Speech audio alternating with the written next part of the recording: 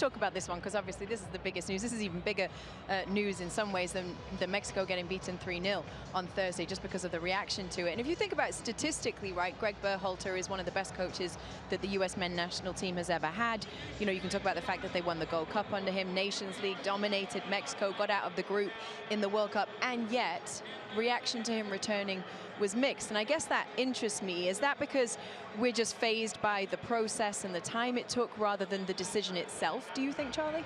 I think in the end it was some of the decisions he made in games, from qualifying all the way through friendlies to the World Cup. Decisions of not taking certain players. Ricardo Pepi, in my opinion, should have definitely been on that roster. They needed a number 9. Josh Sargent played really well against Iran, but then he was out. So then where'd you go? And then you went with Jesus Ferreira instead of Ricardo Pepi, who's proving himself in the Dutch league. So I think when you talk about getting the most out of certain players, Gio Reyna, obviously supremely talented, didn't get enough out of him. And then there was controversy. When you have that controversy and everything, how it unfolded, people were tired of it. People wanted to move on. They were looking for an excuse to move on. I think he did extremely well when you look at the match against England, the friendly against Morocco, and Morocco did so well in the World Cup. There were those moments, but then in-game management and decisions that didn't go well, especially on the road in Concacaf, which we always had to cover, you felt like it needed to be better. But after the World Cup, I thought, okay, you got out-coached in that last game against the Netherlands. That was clear. You didn't get the decisions right, the in-game substitutions, the management. Nothing was done right in that game. We were, I think, a better side than the Netherlands. They won. They went on. But coming from that, you say, where do we go? Who's going to bring us to the next level?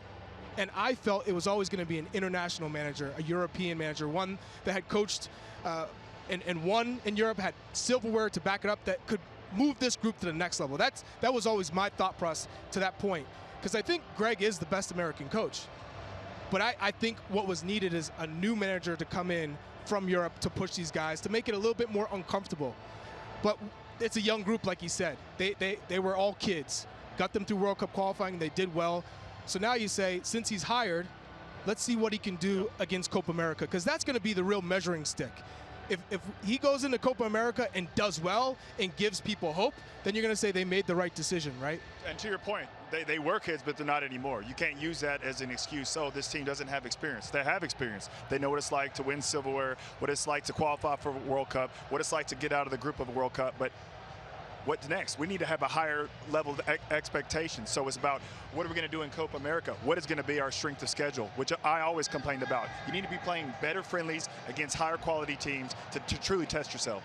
Well, you said schedule, so let's just show the schedule, that what we know, at least at this point in time, in terms of what the US will have coming up in international games. Obviously, we know we have the Gold Cup coming up this same month, June 24th to July 16th. There are 2 friendlies, I believe it is, that will be announced in September, as yet unannounced in terms of the opponent. Germany and Ghana.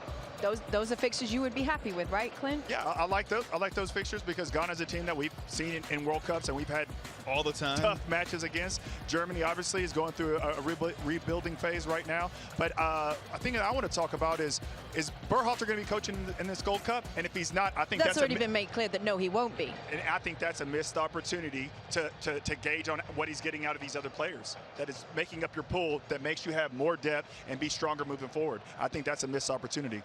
Do you have any understanding for why the USSF has decided to do things that way? I mean, I know don't. what their reasoning was that they gave publicly, right? Which was they're seeing this as a new coach rather than a returning old coach. So the plan was always for that person to take over. I know it doesn't make sense to me either, but it's the reason. You get graded on what you do in big games and in tournaments, and this is a chance to be in a tournament and working with a group of players that you're making your pool stronger, and you're having a missed opportunity there. I understand. Well, I mean, I agree with everything you guys said. I think the thing for me, to your question about, go ahead. No, go ahead, sorry. No, to your question, I think the process was just as exhausting. You know, I think that's where I was kind of just like, if we felt strongly about him coming out of the World Cup, if the U.S. Soccer Federation felt strongly about him, I get that there was the investigation, but as soon as that was done, we could have just put him back in place if that's what the end result was going to be anyway. But I mean, he's here now. That's the where they've landed, and to me it also felt like this was kind of player driven. Like the players had, obviously when they're going through this process, they're going to talk to the players. I would imagine it's the smaller group of players, the leadership circle, and kind of get their thoughts, or at least just keep them updated on the process. Is that a concern to you? Let me rephrase that. Not player driven, but the players would be. Here we go. Can we have that in like that. You know what I mean? Let's not player driven, but the players would have been kept alert to what's going on. And then I think the players speaking openly, Christian Pulisic, Timothy Weah, being vocal in the media about, yes, we want him back. I do think that plays a role. I think it had an influence. But who's going to say otherwise? That's what I said. Who's going to talk negatively about the possibility of a coach that But might I think come there's in? ways that you can answer those questions. You know how you could be quiet. You can answer, no, but you can answer the question by just saying, listen, it's been great.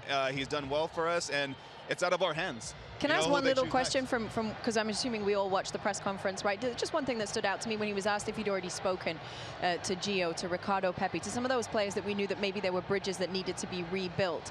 To me as an outsider, if I was going back into a job where I knew I had problematic relationships, I think those would be calls I would make before I was appointed, where I want to know, hey, can we make this work? Did that strike you as strange in any which way, or do you think it was normal that he hadn't made those calls yet? So to me, I was going to say, well, one, I would want to know when was he actually appointed, right? Because if he's appointed, let's say, just before this camp starts, it's a little bit of an awkward situation because to Charlie's point about when the announcement came, it can be seen as a distraction, right? I do agree, though, if this had happened a few weeks earlier and there was time for him to have those conversations, yeah, of course. You got to start mending those relationships as soon as possible. But at the same time, this thing was leaked earlier than what it should have been. Right. And he didn't have the time. But saying that, the plan was always they were going to announce it the next day. And so you're waiting to the last minute to make those calls, to Kate's point.